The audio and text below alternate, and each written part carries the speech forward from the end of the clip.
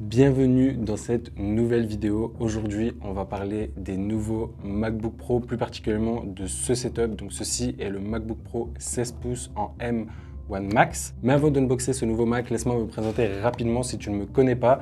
Je m'appelle Adrien, je fais de la vidéo depuis 4 ans et grâce à ma caméra, je voyage un peu partout autour du monde. J'ai eu l'occasion de m'expatrier à Bali pendant 2 ans. Là, ça fait 1 an que je suis rentré en France, mais je continue continuellement à bouger. Donc je travaille principalement avec des entrepreneurs, des influenceurs et si jamais ça t'intéresse, je propose une formation à la vidéo en ligne pour te permettre de vivre de ta passion partout dans le monde. Ceci étant dit, on va maintenant passer à l'unboxing de ce nouveau MacBook Pro. Je te cache pas que je suis vraiment excité de changer de Mac parce que le premier que j'avais, c'était le modèle de 2018 que j'ai depuis que j'ai commencé la vidéo, c'est-à-dire 3-4 ans.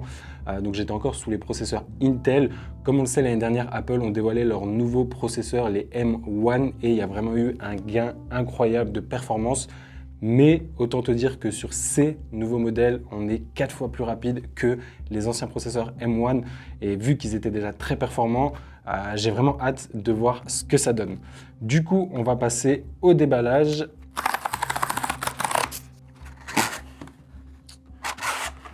Ok. Voilà la bête. Alors, les packaging Apple, c'est quand même quelque chose et c'est voulu. Ils investissent énormément dans le packaging pour avoir la meilleure expérience client possible. Et si vous ouvrez, si vous êtes un minimum matérialiste, quand vous ouvrez des produits Apple, vous avez l'impression d'avoir des produits de luxe. C'est leur but à travers leur packaging. On retrouve la petite étiquette ici. Ok, petit fail.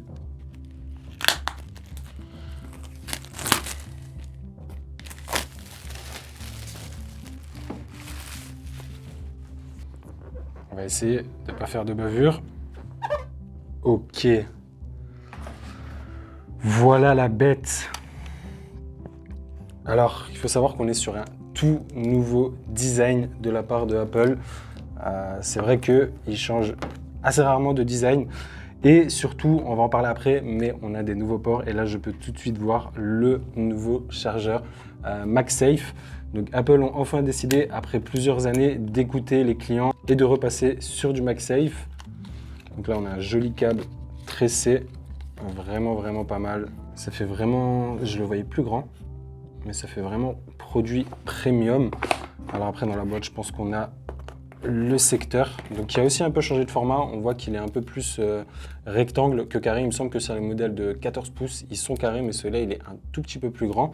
Et après, voilà, on retrouve certainement les notices et les autocollants. Donc ça, moi, je verrai ça plus tard.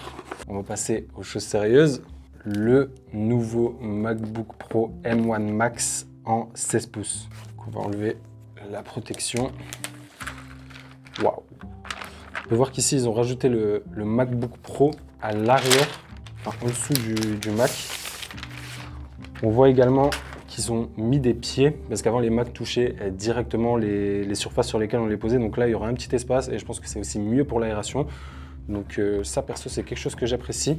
Quand j'ai vu les présentations... Ouh, j'ai laissé des traces de doigts. Quand j'ai vu la présentation de la keynote, j'ai eu un peu peur du design. J'ai l'impression qu'on revenait un peu en arrière et là, on voit que c'est un peu plus massif. Je vous mettrai des images à côté de mon ancien MacBook Pro. Là, on voit que c'est un peu plus épais, un peu plus arrondi. Mais voilà, une fois en main, ça me fait un peu moins peur. Mais bon, on verra avec le temps. Premier allumage. Ok.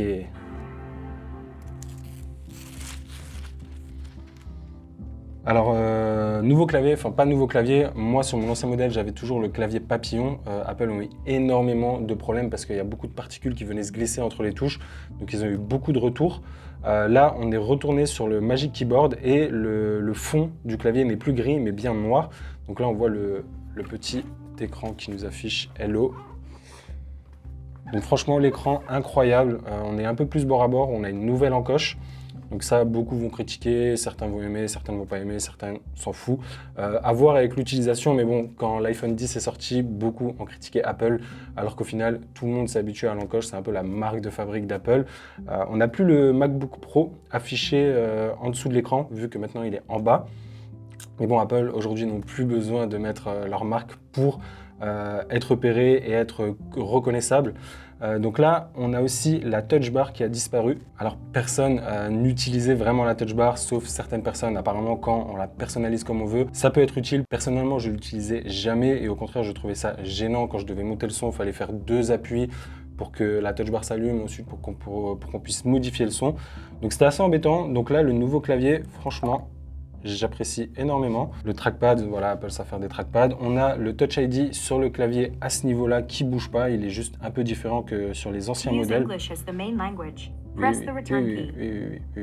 Donc voilà, et comme vous le savez, Apple a encore une fois écouté les professionnels. On retrouve les différents ports. Donc on a 2 ports Thunderbolt 4, le port MagSafe. D'ailleurs, je vais essayer quelque chose. Ok, c'est bien monté quand même. Ok. J'avais jamais utilisé de MacBook avec les anciens ports MagSafe. Ça fait seulement 4 ans que je fais de la vidéo. De l'autre côté, on retrouve enfin, pour nous, créateurs de vidéos, un port de lecteur de carte SD. On retrouve le port HDMI. Alors en soi, j'aurais pu m'en passer parce que de toute façon, pour connecter mon Mac à mon écran, j'utilisais les ports Thunderbolt. Mais pourquoi pas, c'est vrai que ça m'arrive régulièrement quand je suis chez des amis, que je veux montrer un petit truc rapidement quand c'est pas pour travailler, de devoir prendre un adaptateur. Si on l'a pas, ben c'est un peu foutu. Donc, on dit pas non au nouveau port HDMI. On va rapidement parler de config et de prix. Alors, j'ai pris le modèle M1 Max, donc le modèle à 3 850 €. Je ne l'ai pas pris en 60 Go, je pense pas en avoir besoin. Mais j'attends énormément de ce nouveau Mac parce que depuis que je suis passé sur l'A7S III, je suis obligé d'avoir un workflow avec des proxys. Je travaille sur Premiere Pro et c'est vrai que c'est très embêtant. Quelquefois, j'hésite à filmer en 4K et je me dis, ok, si je filme en 4K, obligatoirement des proxys, le 10 bits, même pas la peine d'y penser sans les proxys. Donc là, j'attends beaucoup de cette machine. J'espère vraiment qu'elle va répondre à ce que Apple a annoncé. C'est vrai que quand ils ont annoncé les nouvelles puces M1, beaucoup se sont entre guillemets moqués. Ils ont dit que c'était totalement fake. Mais une fois que les premiers tests sont venus, il est vrai que Apple répondait à leurs promesses.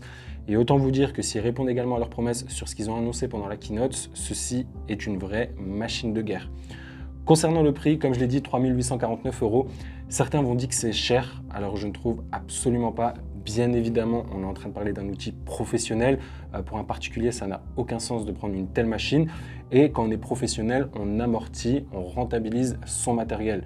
Mon MacBook Pro que j'ai acheté en 2018 est rentabilisé depuis un bon moment. Modèle de 2018 d'ailleurs que j'ai payé 3 300 €. Donc là, pour à peu près 500 € en plus, j'ai un ordinateur 4 fois plus puissant, beaucoup plus à jour parce que cela commençait quand même à se faire vieux.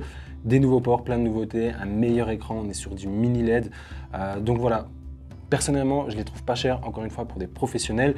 Et très souvent, on dit que les produits Apple sont chers, mais si on regarde sur le long terme, pas du tout.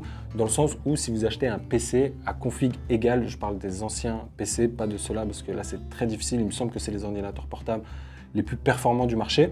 Quand vous achetez un PC, il va très vite perdre de la valeur dans le temps et la vente va être très compliquée. Tandis que les produits Apple, il y en a des nouveaux tous les ans. Donc, ils perdent beaucoup moins de valeur dans le temps. Mon MacBook Pro de 2018 démarre comme au premier jour, donc ils ont une meilleure durée de vie.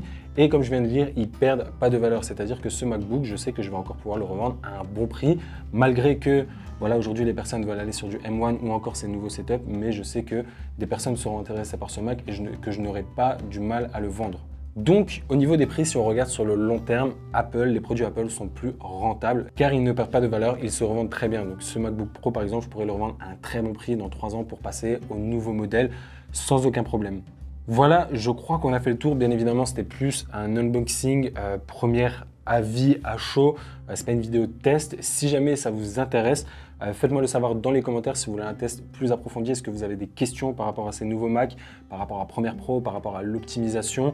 N'hésitez pas aussi à me suivre sur Instagram pour venir me poser vos questions. J'y répondrai avec grand plaisir. Et je suis beaucoup plus actif sur Instagram que sur YouTube, même si je vais prochainement revenir régulièrement sur YouTube.